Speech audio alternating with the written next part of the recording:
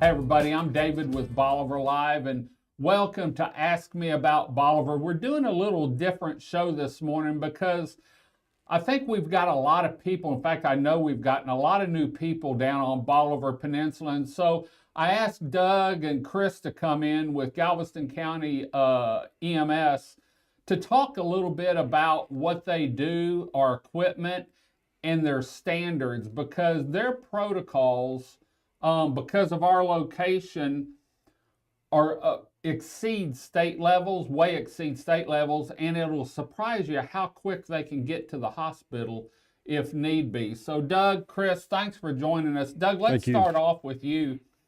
Let's talk about the new equipment. You've got a cool, giant new ambulance. Yes. That's been down in Port Bolivar, and now it's in Crystal Beach. Let's talk about some of the new equipment you're getting this year. It's a 2023. It's an international chassis.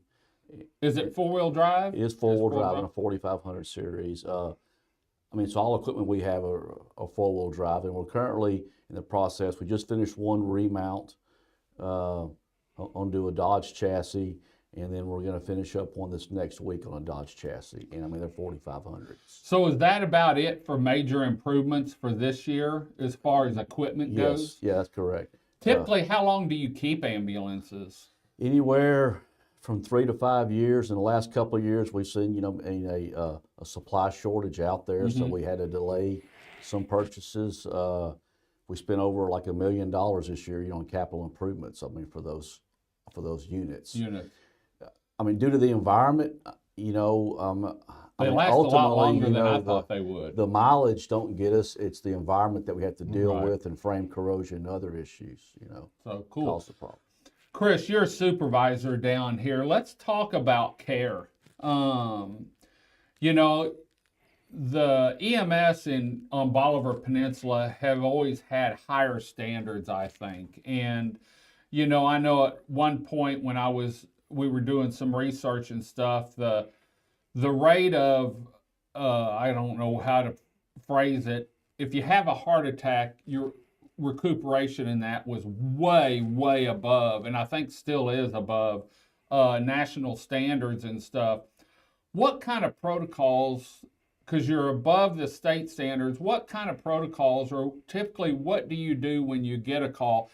How quick can you get, and you and I talked about this earlier, and it depends, how quick can you get someone to Galveston? Because it's not an easy task. We're not that far by air, sure, but you've got a ferry in there. And so how does that all operate? So just starting with our protocols, we modeled our protocols after some of the larger agencies in Texas, some of the top tier agencies. So that provides our paramedics, which most of them are critical care certified, which is at an advanced level of certification for paramedicine. Anyway, these individuals were able to do certain procedures in the field, some surgical procedures, and some other advanced care procedures that could actually prolong patient outcome. And we kind of pride ourselves in that. As far as transport times, even though we're only about 5 or 6 miles from UTMB by line of sight, with the ferry landing and some of the other challenges of a rural peninsula, it can take much longer. Best case scenario, we have a critical care patient. We can always auto launch a helicopter at no cost to the patient or the ESD. We can get those guys in the air and en route, and then call ahead to the ferry landing and let them know, hey, we need a ferry right now, and they can usually help facilitate that pretty well. Once we get to the ferry landing, we'll make a decision on whether we're going to cancel the helicopter or go ahead and land it. So we have some options. And the ferry office works with y'all pretty good now. Oh, absolutely. I know at one time it was sort of rough, but things are going good, and it's all about getting the patient. Now, you and I were talking earlier, and I'm just going to throw this out there. Y'all don't hold me to it. You said that in the perfect scenario, you could get from here to the hospital in 30 minutes. That's the ferry's waiting, everything's perfect. Now, I don't know if y'all live in Houston or Dallas, but I can't go 4 blocks in 15 minutes. Sure. And so to be able to get there in 30, 45 minutes, and you've always got the helicopter. For critical patients, are they always called? So it depends on the acuity of the patient itself. It's going to be a decision that's made with the shift supervisor and the lead provider for that call. We will always do what's in the best interest of the patient, of course. But generally speaking, as far as the ferry goes, in a perfect world, sun, moon, and stars are aligned, and the ferry has just unloaded and is at the dock, we can be on it. We can do a load and go where they won't load anybody else up on the ferry, and we'll just kind of take off. It sometimes upsets the other people in line, but it's what's best for the patient. Well, I wish when my appendix burst, they would have called the helicopter, because they hit that bump on Frenchtown Road and it just, You felt it? oh yeah, I felt it. So, you know, it's not just emergencies, or it is emergencies, but it's not just on the highway that they cover. They also cover on the beach. And y'all have started doing some of the water rescue, or took over the water rescue part, so that you had plenty of personnel, I guess. Has that changed the way y'all look at things in the summer any? It does a little bit. We try to maintain a level of certified surface water rescue swimmers in our core group. We work very well with the fire departments locally to try and facilitate any kind of water rescue that we have. As far as taking it over, we worked in conjunction with the fire departments to provide another service to the peninsula. And that is quick reaction. Whenever you got somebody in the water and they are in distress, they need help immediately. Right. We were just able to facilitate that a little faster. Well, and I don't want people to think they took it from him. The fire departments and EMS really work good together. well From together. what I've seen, whether it's a wreck or a fire. In fact, when you backed up, you had a cooler in the back of your truck, and I made a comment, is that for roadkill, or do you still have a deer back there from deer season? And you said, no, we carry ice and water and stuff for in case there's a fire for the fire department. And I know y'all really work close together, whether it's a car wreck or a fire. You know, there's always an ambulance there, or there's always, you know, the fire department there, whether it's in Highland, Port Bolivar, or Crystal Beach. And so they are one unit in one. It may say EMS and fire departments, but they do work real close together and real good together. Talking about the beach now, and this is my opinion, and then I'm going to ask you if I left out anything. You know, when you go to the beach, whether it's most people that go to the beach for a week, they set up in the same place day after day. I see families, and it's funny, the first day they're there, the kids are jumping around, everyone's in a good mood. By the fifth day, they're burnt, the kids are wore out, and the wife and husband are ready to go home. But there's a couple things when you go to the beach, whether it's for the day, for a week, or a weekend, you need to do. The first thing is find out what street you go down to, where you entered the beach at. And then from that point, are you Galveston side or are you New Orleans side of it?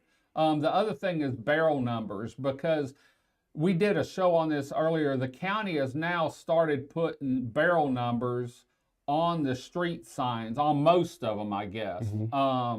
Here in Crystal Beach, and they're working their way down Bolivar Peninsula. And so if you're down here, we get a lot of people that come in or call, where's barrel number such and such? Well, drive down the road and look at the street signs. Absolutely. You know. And then also, if you're going to have an emergency and you have to call paramedics, have someone stand at the road or on the beach there and wave down so that they know exactly where you're at, because they can see. And they've also now elevated barrel numbers on a lot of the trash cans, I've noticed. And so everything down here works around barrel numbers. You can tell me, I don't know what street I'm on, I don't know if I'm on the east end or west end, but if you know a barrel number, Sheriff's Department, Constable, EMS, everyone knows exactly where you're at. Yeah, And that's one of the most important things. No matter where you're at on the peninsula, whether you're at the 16th Street boat ramp in Bolivar, whether you're at Rollover Pass, the little park that they set up at Rollover Pass even has barrel numbers, all the way down to High Island. If you find a barrel number, that's probably one of the quickest ways we can find you. yeah, because y'all have maps, dispatch has, everyone knows where you're at. And when a storm comes in and half of them wash away, We're in it's trouble. nice to see them get put back up.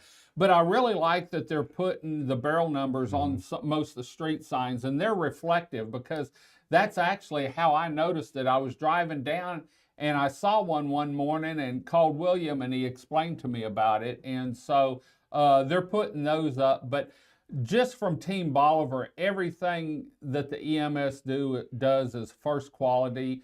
They do y'all do training like weekly on different things, don't you? We do train in-house on protocols, and as the warmer months start to set up, you'll see us down at the beach with the boats, running the boats and doing some drills. Great, great.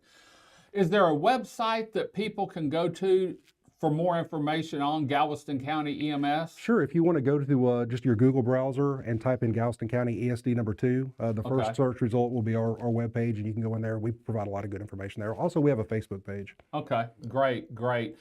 Well, I know we've got a big year ahead of us. We just started the year. In fact, we finished up the Mardi Gras parade, and we're rolling into a bunch of other events before summer hits. And you just said when you pulled up, well, we're about there. It's fixing to get real, isn't it? So, well, thanks for joining us today. And thanks for everything y'all do. Is there anything else I've left out or missed out on? No. Well, I think that actually there is one additional thing, some equipment purchase that we made. We went ahead and we were able to purchase new cardiac monitors this year. Oh, were you? Yeah, so our cardiac monitors were kind of starting to enter near end of life. So the SD board was able to provide us with the funding to get some new monitors. And another thing, we did a show on this earlier, and I'm saying this because I think all the new people that have moved down here and are now following us need to know the machines that you got that you and I were talking about. The Lucas devices. The Lucas devices. Every ambulance has a Lucas device down here, and if you don't know what that is, it's more or less an automatic CPR chest compression machine. Yes. And if you do CPR right, you can't do it very long. And when you have a 10-minute run or a 5-minute wait on a helicopter, man, that makes a big difference. And everyone in the department's trained on those. How to use them, how to hook them up, because it's not an easy task. You don't just set it on there. You have to strap it down and make sure it's in the right position. And that's one of the things we did a show on that really surprised me, and I never thought about that, you know, doing CPR on someone all the way to UTMB. Oh, it's a physical process. I mean, you're going to be sweating and wore out before you get to the ambulance. We have a great success rate with cardiac event recoveries, and we want to keep that going. So I want you to keep that going too. So, I can tell you, Chris has been in an ambulance when she fell and broke her ankle. In fact, it wasn't just broke. I think the doctor said it was gnarly when he looked at the thing. And then I made a quick trip over there when my appendix ruptured. And I tell you what, the guys are great. They really care about their patients. They care about quick service and making sure that you get there on time. So anyway, we're going to head on out. Thanks for joining us on this show of Ask Me About Bolivar. We'll be back next Wednesday at 6 a.m. with another show. In fact, we're going to be talking about the big store and little history on it with Keith himself. Until next time, I'm David with Bolivar Live. Y'all have a great day, great week. Come see us. God bless, and bye-bye. The Big Store, located at 2385 Highway 87 in Crystal Beach, Texas, on Bolivar Peninsula. If you're on Bolivar Peninsula and you need anything, stop by the Big Store, where you'll be greeted by a staff of smiling faces and a staff that's eager to help you find what you're looking for. The Big Store is a fully stocked grocery store with fresh fruits and vegetables, meat department with hand-cut steaks, canned goods, dairy products, frozen foods, and beer and wine. The Big Store is also home to a gift shop, camping and fishing supplies, RV supplies, tools and hardware, and home goods, all under one roof. The Bolivar Peninsula Superstore, like they say, if the Big Store doesn't have it, chances are you really don't need it. For more information on the Big Store and their weekly sales ad, please visit www.thebigstore.us.